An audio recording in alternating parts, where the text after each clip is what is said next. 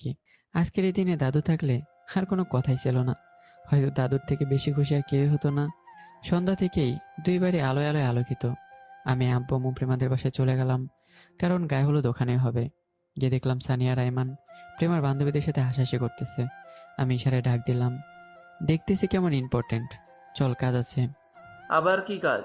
আয়মানকে নিয়ে যা, আমি যেতে পারবো না। সেও যাবে, তুইও চল। সানির চেহারা পুরো কালো হয়ে গেছে।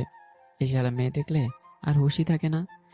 ওদের দুজনকে নিয়ে দাদুর কবর জিয়ারত করতে যাব, এমন সময় প্রেমা কল দিল। এই কই তুমি? এই তো এক জায়গায় যাচ্ছি। আমাদের পার্লারে দিয়ে আসতে হবে তো, এখন না গেলে অনেক দেরি হয়ে যাবে। আজব, আমি কেন দিয়ে আসবো? বর কখনো দিয়ে আসে? আগে তো তুমিই দিয়ে আসছো। আগে তো ড্রাইভার ছিলাম, এখন তো বর। আমি এত কিছু বুঝি না, আমাদের দিয়ে আসো।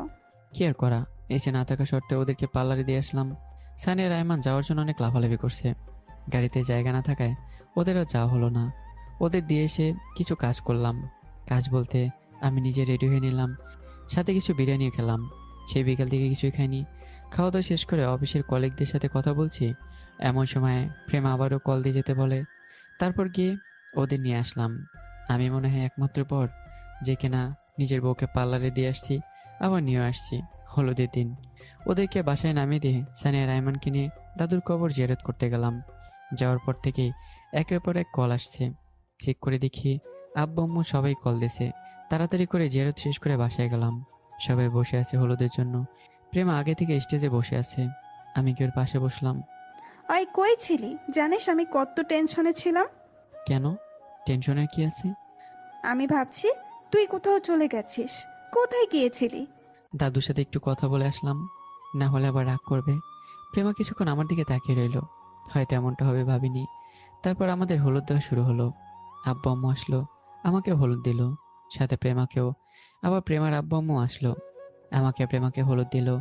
এক ঢিলে দুই পাখি, এভাবে সবাই হলুদ দিতে আসলো।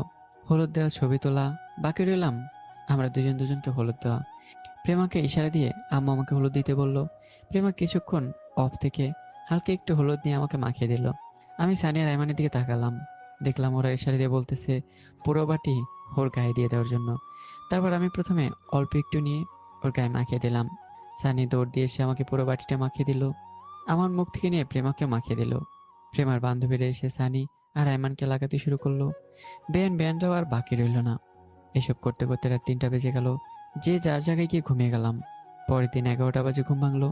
তাড়াতাড়ি উঠে আমাদের বাসায় চলে গেলাম। ওখানে গিয়ে রেডি হতে লাগলাম। প্রেমা ওর বান্ধবীদের নিয়ে একাই পার্লারে গেল।